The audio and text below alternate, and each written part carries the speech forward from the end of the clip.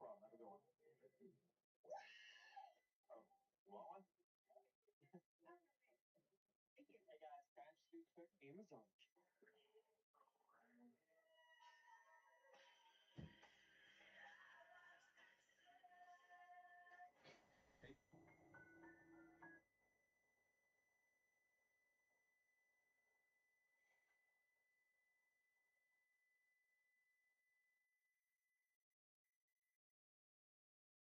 Making my way downtown, walking fast, faces pass and I'm going down.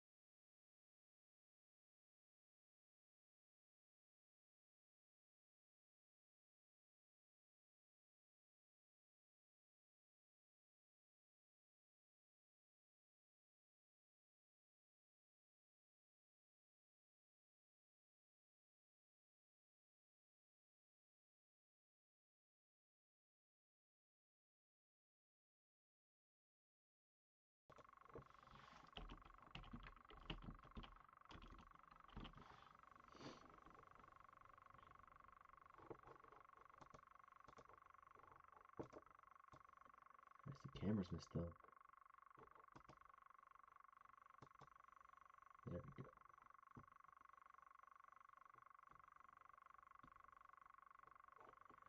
go. Okay, guys. It's time. Wednesday, June the 10th. Gotta love June. It's been a pretty good week so far. It's midweek. We're here on Wednesday. Like I said, NBA Finals. There's another game tonight. It's very, very interesting stuff. I was watching the last game. You know, in New York. Donald Trump was there, and I lost $3 in event contracts because I really thought the Knicks were gonna win. But what are you gonna do? Anyways, so Wednesday morning, it's a big show today. We got election results, landmark legislation, Iran executions, NASA, FDA, lots of headlines. So let's go. So to begin, there's a $70 billion ICE and Border Patrol bill that passed, and it's heading to Donald Trump's desk. So after a 115-day standoff, Congress passed a $70 billion funding bill for ICE, Border Patrol on Tuesday, 214 to 212, pure party line. And this funds immigration enforcement through the end of Trump's term and not just for this year. No guardrails, no oversight requirements, and no data reporting mandates. We're going to go deep into this in our second segment, and we're going to pull up what's in the bill. Excuse me. And then our next story of the day. Primary night was yesterday. We had 3 considerably big races called. So in Maine, the progressive oyster farmer and Marine veteran Graham Plattner, he won the Democratic Senate primary with 77.7%. It's going to set up a marquee race against Republican Senator Susan Collins in November. And in Nevada, we have the incumbent GOP Governor Joe Lombardo and the Democratic Attorney General Aaron Ford. They both advanced, and it's shaping up to be one of the most competitive governor races in the country. California, we have confirmed Democratic candidate Xavier Becerra versus the Trump-endorsed Republican Steve Hilton in November. Billionaire Tom Steyer's $213 million campaign ends short of the finish line. Full breakdown in the lightning round. Third story of the day. NASA has named its Artemis III crew, and its moon mission is back on track. So yesterday, NASA officially named the crew for Artemis III, which is the next step for landing humans on the moon. We have 4 astronauts: Commander Randy Bresnik, pilot Luca Paramitano, and mission specialists Frank Rubio and Andre Douglas. They're targeting a launch that's around mid-2027 from the Kennedy Space Center, and this mission is going to test lunar lander docking in Earth's orbit, setting up Artemis IV, which is going to be the actual moon landing for 2028. So Artemis II flew around the moon just 2 months ago, and this program's still moving, and we'll get a full story in the lightning round. Another story for today, Iran, 784 executions in 2026. This is the hidden story of the Iran war. So while the world watches missiles and ceasefire negotiations inside Iran, the government has actually executed at least 784 people in 2026, a pace that has not been seen in 37 years, according to the Iran Human Rights Monitor. And these are specifically targeting people who participated in January 2026 uprisings and members of opposition groups. The State Department said it's aware and it strongly condemns the executions. Lightning round is going to have the full picture, and that is a part of the Iran story that's barely being covered. Another story for today. Your sunscreen is about to get better. So the FDA approved a new sunscreen ingredient on Tuesday. The Tinosorb S, which has been used safely in Europe and in Asia for decades. American sunscreen has been stuck with an outdated ingredient list for nearly 20 years, and that changes now. And then also today we will be covering the CPI Inflation Report that came out this morning. The headline number is very large, around 4.2%, and we'll go way more in depth in the lightning round. So, with that being said, those are the stories that we have all lined up for today, and we're going to move on to our next segment. So, without further ado, today we'll be going really in depth on this $70 billion ICE funding bill. So, let's pull up the screen. Okay, so we're going to talk about what is this bill and why did it pass. So for a bit of backstory, this was a 115-day standoff, which is the longest funding gap for ICE and Border Patrol in recent history. After federal officers shot and killed 2 protesters in Minneapolis earlier this year during immigration enforcement operations, Democrats actually flatly refused to fund ICE further without any changes or anything like that to enforcement practices. These negotiations collapsed, and Republicans turned to budget reconciliation, which is a Senate procedure that requires only a simple majority of 51 votes, rather than 60 to overcome a filibuster, but limits to what can be in the bill. And Senate passed it yesterday with 52 to 47 vote, with no Democratic support. And the House passed it on Tuesday, 214 to 212. That's the narrowest possible margin. Every Republican voted yes. Every Democrat voted no. Independent Representative Kevin Kiley, who is a former Republican from California, voted yes. So who almost killed it? So Representative Chip Roy, Republican from Texas, a hardliner, said he was undecided going in. Centrist Republicans like Representative Brian Fitzpatrick, a Republican from Pennsylvania, had publicly opposed the anti-weaponization fund, but ultimately voted yes anyways, giving up their most significant leverage. Tom McClintock, Republican from California, he spoke on the floor calling the bill necessary. And what this bill is formally called is the Secure America Act, per Times' reporting. And so, what does $70 billion actually buy you? So, per the Times and the OPB and NPR reports, the bill is going to provide funding for ICE and CPB through the end of Trump's second term. Not an annual appropriation, a single allocation covering approximately 2.5 more years of operations, and this is structurally unusual. Most agencies are funded year to year through appropriations. $350 million designated specifically for enforcement in non-qualified cooperating jurisdictions, meaning that jurisdictions that are going to refuse to cooperate with federal immigration enforcement. And basically that just means it's a fund that's specifically targeting sanctuary cities like Chicago, New York, or Los Angeles. These are the biggest targets. This can also help. This will also get them no data reporting requirements. Prior immigration enforcement funding bills require the Department of Homeland Security to actually report data on who is being detained, for how long, and on what conditions, and specific protections for pregnant women in custody. Per NPR, Heidi Altman of the National Immigration Law Center said, quote, "In the past, DHS annual funding bills included the specific guardrails on the spending, including requirements for the agency to report data on who it is actually detaining and specific treatment of pregnant women in custody, and those guardrails are now gone. There are no accountability mechanisms. The bill was specifically designed to maximize DHS operational flexibility, congressional oversight. Tools that existed in prior funding bills were removed." This is in addition to $140 billion Congress already approved for ICE and Border Patrol in the last year. Trump's tax and spending cuts measures per Fox 10. So the total 2-year investment in immigration enforcement under Trump is approaching $210 billion. So what both sides are saying right now is part 3. So, from Speaker Mike Johnson, Republican from LA, he said, quote, "It's long overdue.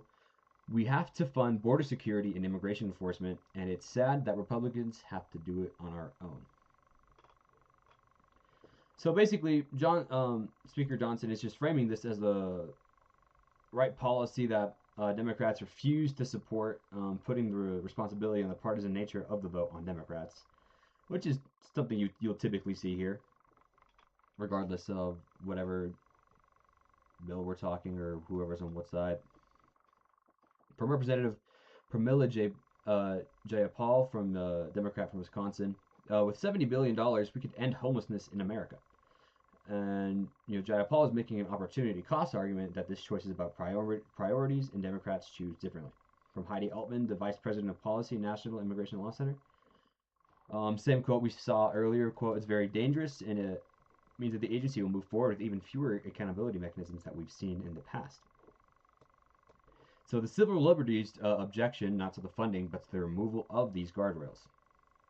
From Senator Tom Tillis, a Republican from North Carolina who is retiring, in an email to GOP colleagues obtained by ms.now, quote, "I'm sure most of you would prefer to move forward, but I believe we will look back at this experience as yet another reason why we will have historic headwinds against us in November."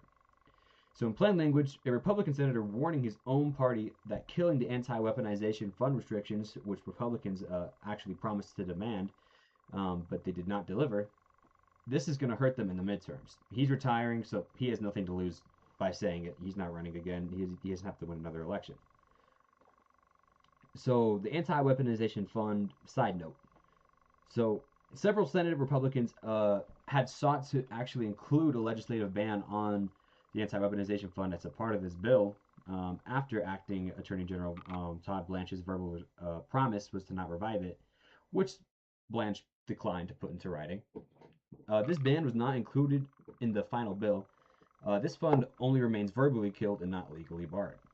Senator Tillis and others are now on record warning that this will be used to against Democrats in the midterms by Democrats who can point to the potential revival of this fund. And the bigger picture, what is this going to mean for Border Patrol or the Immigration and Customs Enforcement, or ICE? So, as we know, ICE has been operating under a funding gap since February, when the standoff actually began. Operations continued on emergency authority, but with a lot of constraints. This bill is going to remove those constraints. The Trump administration's stated goal is to deport 1 million people per year. The current pace is roughly about 600,000 to 700,000 annualized, according to the Department of Homeland Security's figures. And $70 billion in no guardrails is designed to close that gap. The Minneapolis context, so we had 2 protesters that got shot and killed during an ICE operation, Renee Good and Alex Preddy. And they are a massive part of the reason Democrats are drawing a line in February. That incident, which triggered this entire funding battle, will be cited by both sides as the bill moves to Trump's signature. For Democrats, it is the reason why the guardrails mattered. For Republicans, it is an argument that enforcement operations face resistance, and that requires funding and authority. And what's going to happen next? The bill's going to go to Trump for his signature. He's expected to sign it. And then the legal challenges, like civil rights organizations and sanctuary city governments, have already signaled they're going to challenge specific provisions, particularly the $350 million in non-cooperating jurisdiction fund. And that is in debt, not in depth, not in debt. That's the in-depth part on that story for that $70 billion funding bill, the Secure America Act. It's a lot of stuff, and it's very interesting to see as well. And whether or not you agree with this bill or with the certain parameters and situations that surround it, it's completely for you to decide. Oh, excuse me. Oh, sleepy. So, you guys are probably asking yourself some questions like, what does no guardrails actually mean in practice? What could ICE do now that they couldn't do before? So, under prior funding bills, ICE was required to publish quarterly reports on detention populations or report on conditions of confinements to provide specific protections for pregnant women and asylum seekers in custody, and to also limit detention and stays without review. And without any of these requirements, the agency is not legally obligated to report these figures publicly. If detention conditions deteriorate, or if specific populations are treated differently, Congress actually has no mandatory reporting mechanism to find out. And of course, this doesn't mean ICE can do anything. There are still constitutional limits, there are still court orders, and still existing laws that will apply. But it will remove the reporting and the accountability structures that gave Congress and the public, us, visibility into operations. You can still fly blind, but you just used to have instruments. And of course, 214 to 212 is extremely close. It's incredibly close. Two votes. Who almost blocked this? The margin was actually so tight that a single Republican defection could have killed it. The drama that was going into the vote was centered on Representative Chip Roy, the Republican from Texas, a Freedom Caucus hardliner who said he was undecided because the bill didn't go far enough on immigration enforcement, and he ultimately voted yes. And on the other side, several moderate Republicans, like Representative Brian Fitzpatrick, Republican from Pennsylvania, who would publicly oppose this anti-weaponization fund, had promised to use their vote as leverage to get a ban on the fund included. They, of course, ultimately voted yes, and without getting that concession. And the independent Kevin Kiley, who left the Republican Party in March, voted yes, providing a margin that essentially kept the bill alive when Republicans could only afford to lose 2 votes. And if you're a little confused about this Minneapolis shooting, what happened exactly? Who were the 2 protesters? And just in case you didn't know, for context, in early 2026, during an ICE enforcement operation in Minneapolis, federal officers shot and killed 2 protesters who were blocking the operation. The precise circumstances remain disputed. The DOJ has not released a full accounting of the incident, and a civil rights investigation is ongoing. What is confirmed is that 2 people died, and the incident became the flashpoint that caused the House and Senate Democrats to refuse any further ICE funding without reforms to enforcement practices. And the OPB and NPR reported describes this event as the specific event that actually triggered this 115-day standoff. And yeah. And now we get to move on to our lightning round. So, as I mentioned earlier, at the start of the stream, we have yesterday on Tuesday a lot of primary night results, and these are going to be a lot of the races that will really matter in November when the midterms come around. So, in the Maine Senate, we have Graham Plattner. He won the Democratic primary 77-7, and he's going to face incumbent Senator Susan Collins in November. Excuse me. Collins is the only Republican senator in New England. She's a 5-term incumbent and has a track record of occasionally crossing party lines, and she's not an easy target at all. And the Democrat Senate math is that they need Collins to have any realistic path to a Senate majority in November. Plattner is actually their nominee, whether establishment Democrats like it or not. Chuck Schumer, who initially backed Mills, is now fully behind Plattner. And Collins' campaign allies told reporters that they were previewing the end, quote, for Graham Plattner, meaning that the general election fight starts today and the controversies will be front and center. Moving to moving to the Nevada governor race, we have Joe Lombardo, a Republican incumbent, versus Aaron Ford, Democrat Attorney General, who was confirmed for November. So Lombardo actually won his first term by less than 2 points in 2022, and Ford is actually the first Black Attorney General in Nevada history. Broadly popular, and he's running on a message explicitly tying Lombardo to Trump's economic policies, including Medicaid cuts and tariff impacts on Las Vegas tourism. Nevada has 1 in 3 residents on Medicaid, and the most Medicaid-dependent state in the nation relative to population. Democrats will spend every day of this campaign on that number. And according to the Cook Political Report, this is a toss-up. This is a real race. This is going to be a close one. And for California governor, we have Xavier Becerra, Democrat, versus the Trump-endorsed Republican Steve Hilton. That is confirmed for November. Becerra was Biden's HHS secretary, the former California Attorney General, and Hilton is a former Fox News host, Brexit strategist, Trump ally. The billionaire Tom Steyer spent $213 million and finished third. California hasn't had a Republican governor since Arnold Schwarzenegger in 2006. 20 whole years ago, Democrats have been running the state. But this primarily nearly had 2 Republicans advance. The Democratic vote fragmentation nearly caused a disaster, but Becerra survived. And Hilton advanced as expected, following the similar trend of Trump will endorse someone and that person will win the primary. November in California is going to be different electorate than the primary. It's going to be far more Democratic. Hilton is a long shot, but the test case for whether Trump's brand has any purchase in deep blue California.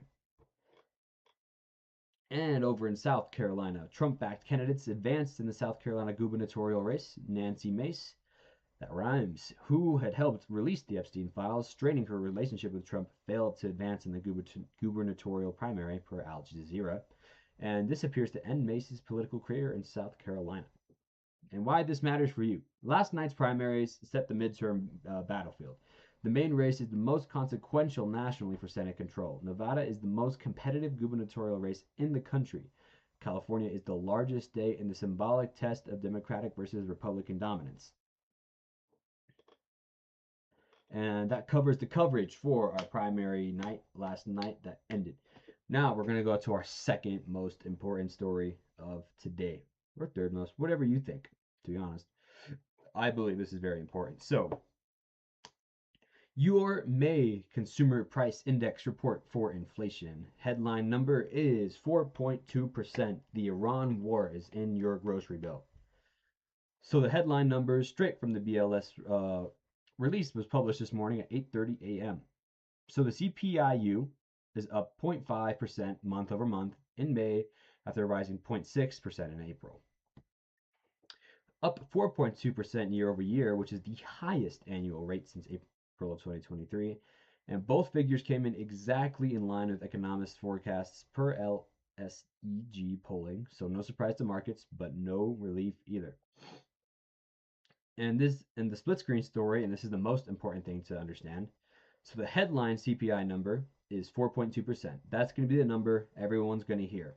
Now, core CPI, which is going to strip out food and energy, is only 2.9% year over year and up 2.2% month over month. And the monthly core gain actually came in below the 0.3 estimate. The gap between these two numbers is the story. Headline inflation is running 130 basis points hotter than the core inflation, and the reason is almost entirely one thing. And then we have the BLS release right here.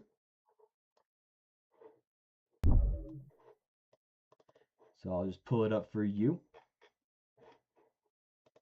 Okay, so this is the U.S. Bureau of Labor Statistics. We have the economic news release right here. The Consumer Price Index summary. The transmission material in this release is embargoed. So the index for energy, as we see right here, rose 3.9% in May after rising 3.8% in April and 10.9% in March. The energy index accounted for over 60% of all monthly items increase. So energy prices are up about 23.5% in the last 12 months, and gasoline is the main culprit. And just to put it simply, I guess, the Iran war closed the Strait of Hormuz in February, and that's instantly will spike your global oil prices and shock your energy markets, and that obviously spiked gasoline prices here in the United States. I mean, I'm sure everyone who's watching has probably bought gas in the last 4 months, and you've noticed the dramatic increase of price.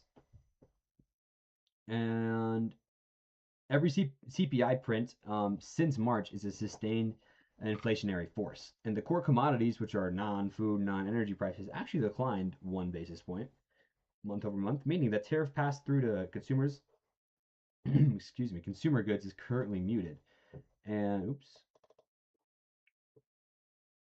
And that inflation right now is an oil story and not a tariff story. So if you take a look at this, as we see right here, this is the seasonally adjusted changes from the preceding months. We have November, December of last year, and then January through May of this year. You see all items. We don't have any data over here until we get here in December, when we see 0.3, 0.2, 0.3. Then we jump to 9, down to 6, down one more. And then unadjusted 12 months for all items is 4.2, which is your headline number. And I actually think my little camera is kind of covering it, so we'll just move right there. So as we see, 4.2%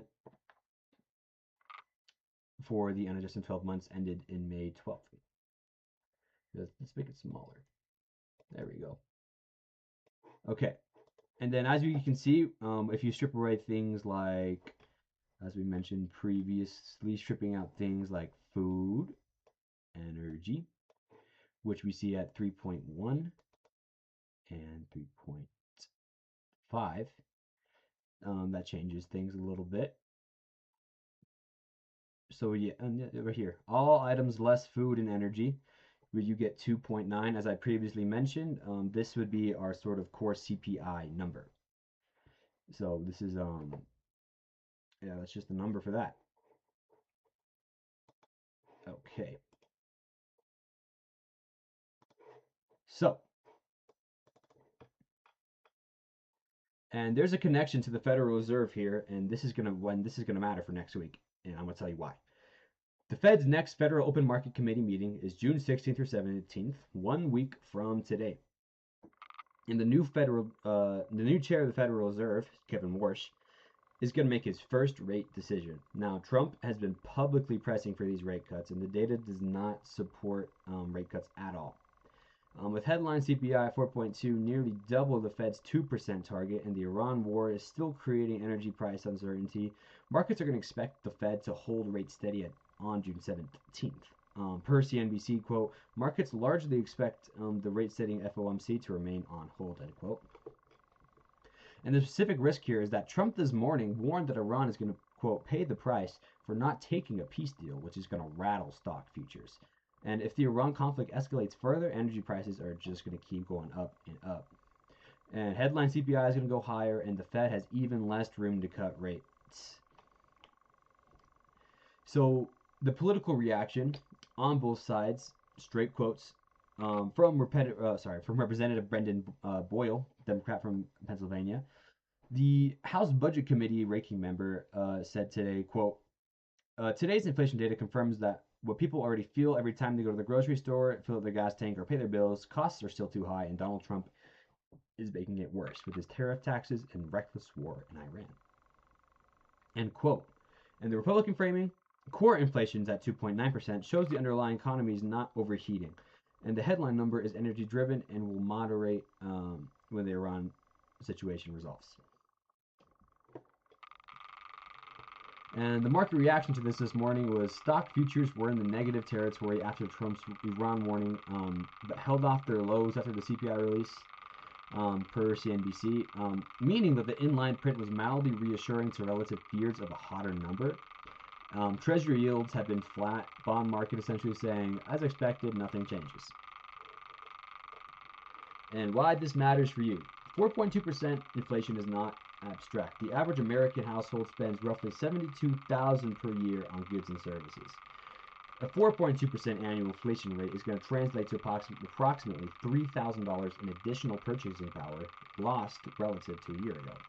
This Iran war started in February, and energy prices spiked in March, and now we're 3 CPI prints into what conflict costs ordinary American consumers every single month.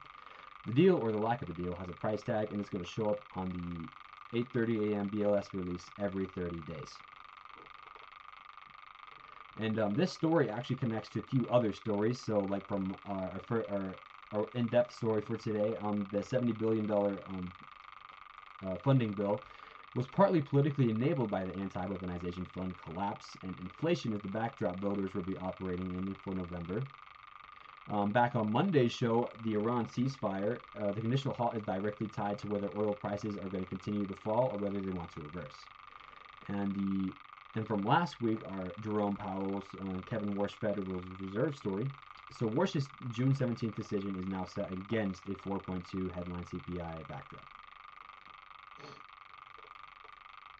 And yeah, that covers the CPI report. So yeah, just stay on the lookout for that. Save your money. And just, yeah, there's always good deals. You just gotta look in the right places, I promise. So,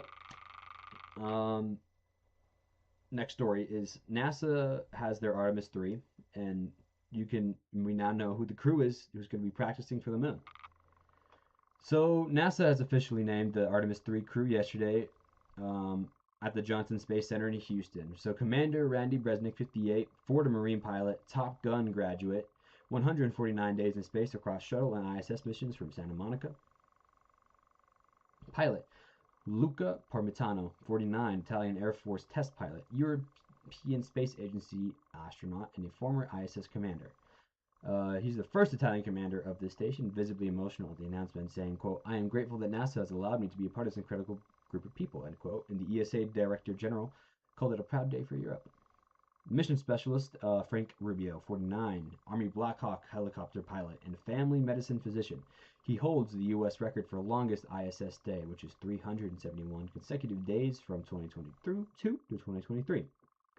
The mission specialist, Andre Douglas, who is 40, he's a Coast Guard Reserve Commander and Test Engineer. This will be his first space flight. He has served as a backup for Artemis II. We see the SLS rocket launch from the Kennedy Space Center in mid-2027. The crew is going to fly out to Earth orbit, not the moon, and dock with test versions of the SpaceX and Blue Origin lunar landers. 2 weeks, and the purpose is to prove the docking systems work before Artemis IV takes astronauts to the actual lunar surface in 2028. In the context of Blue Origin, the New Glenn rocket recently had an explosion. We covered that in one of our previous shows, and NASA has acknowledged the concern but expressed confidence if the lander isn't ready, NASA will have contingency plans. And they have a backup crew member who is Bob Hines from NASA. So why this matters for you? 2 months ago, humans flew around the moon for the first time since 1972, and now we know that 4 people who are going to take the next step towards landing there. The Artemis program is not a distant dream anymore, and it's a 2027 mission with named astronauts and a launch window. The moon landing is in 2028, and that is 2.5 years away. Very close. So very exciting stuff for space enthusiasts, or just for, I mean, it's just generally cool, even if you're not like a space enthusiast per se. It's just really cool stuff, you know. Our next story, Iran, 784 executions in 2026, which is the other side of the war. So while the world is watching the U.S.-Iran conflict play out through missiles and ceasefire negotiations, inside Iran, the government has executed at least 784 people in 2026, which is a pace, excuse me, which is a pace that we have not seen in 37 years. According to the Human Rights Monitor from Iran, these are not criminal executions in the conventional sense. They specifically target January 2026 uprising protesters, 24 executed per the NCRI count between March and June 1st, and members of Iranian opposition groups, including the People's Mujahideen Organization of Iran. In the NCRI on June 7th, 5 political prisoners in the Shaiban prison in Avas facing imminent execution for charge with PMOI/MEK membership. And the regime is using internet censorship and network throttling to suppress reporting on the executions inside Iran, making the true numbers likely higher than what human rights organizations can document. And per the U.S. State Department, quote, "We are aware of disturbing reports about the recent surge in executions in Iran. We strongly condemn the Iranian regime's use of executions to punish people for exercising basic human rights." So the NCRI is an Iranian opposition group, and their political motivations should be noted, but their numbers are corroborated by the independent Iran Human Rights Monitor, as confirmed as a trend by the State Department. And how this is going to matter for you, the Iran-U.S. ceasefire negotiations about nuclear programming and shipping lanes and oil prices, those are conversations between governments, but inside Iran, a parallel story is unfolding, and the government is executing its own people at the fastest pace in nearly 4 decades, using the cover of war and internet blackouts to suppress documentation. Both stories are happening simultaneously, and both deserve coverage.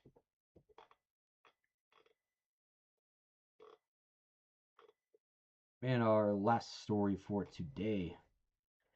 So, the FDA has approved the new sunscreen ingredient, and America's sunscreen finally caught up to today's standards. So the FDA approved Tinosorb S. Chemical name, this is going to be a big one, bis-ethylhexyloxyphenol. Oh wait, there's more. Methoxyphenyltriazine. We got it. Tinosorb S has been used safely in European and Asian sunscreen formulas for years. Dermatologists have long called it one of the most effective and stable UV filters available. So it's going to block both UVA and UVB rays. It's photostable and has a strong safety record. So why has American sunscreen been lagging? The FDA sunscreen approval process has been stuck under a regulatory framework from the 1970s that required extensive additional safety testing before approving ingredients that European regulators had already cleared. Multiple dermatologists and consumer advocates had pushed for reform for years. And what's going to change is that American sunscreen manufacturers can now include Tinosorb S in their formulas, and we can expect to see new formula labels on sunscreen within the next 12 to 18 months as companies reformulate. And the practical difference is better UV protection and more stable formulas that don't break down in the sunlight very quickly, and less of the white cast that some older chemical UV filters produce. And of course, why this matters for you. Skin cancer is the most common cancer in the United States. Roughly 5 million cases are treated annually, and the FDA's decision closes a gap that dermatologists have been frustrated about for 20 years. And this is genuinely good news for anyone who uses sunscreen, which should be everyone because sunscreen is good for you. Okay, so that is our show today, Digital Newsroom on ASC News on the American Streaming Channel. $70 billion bill passed by Congress yesterday by only 2 votes, and it's heading to the President Trump's desk today. No guardrails or reporting requirements, anything like that, through the end of the term. So go read what's in it. It's in the description. Whether you support or oppose it, you should know what it says, at the very least. And inside Iran, the government, who were trying to negotiate a deal with on terms of nuclear rights, oil, energy shock, Strait of Hormuz, all that stuff. The Iranian government has executed 784 people of its own people this year. People who protested, who dissented, who belonged to opposition groups, and that number is happening under internet blackouts that are designed to keep it from the world, and we're reporting it because it belongs in the conversation because, quite frankly, it's just as important as this whole deal, nuclear energy, stuff like that, nuclear energy, nuclear weapons, and energy crises and whatnot. And then 4 astronauts have been named to make the next step towards the moon: Randy Resnick, Luca Parmitano, Frank Rubio, and Andre Douglas in 2027, and Artemis IV is planning to land in 2028, and that's all worth paying attention to. So, all sources are always in the description. Go ahead and read them for yourself. I always leave the sources in the description because that's just how I work. That's just how we operate here at the American Streaming Channel at ASC News. Oh boy. We're just always trying to be transparent and show you just exactly how I'm getting this information and how I'm structuring it for these shows. So, yeah, as always, this is all for you to decide. That's what we say here at the American Streaming Channel. It's always for you to decide. We're not here to tell you what to think. We're here to tell you to think for yourself. So, with that being said, thank you for everyone for coming in the stream today. It's been a fantastic stream. We had a lot of very good information to discuss today. We'll have some reports out today about the CPI report on our Instagram, ASC News Official. And thank you for everyone who came into the stream today. Lots of good news. I don't know about good news. Lots of news to report, and that's always good because when I report news, you guys get to be informed. And remember, guys, informed Americans are dangerous Americans. So, with that being said, thank you for coming in on this wonderful Wednesday afternoon, and I hope we all have a fantastic Wednesday going forward. So, with that being said, peace out. Elijah Ida, the editor-in-chief, founder and CEO of the American Streaming Channel and ASC News. Subscribe if you like what you see. Follow the American Streaming Channel on Instagram at ASC News Official. And we will catch you on Friday for our Real Iraeta program.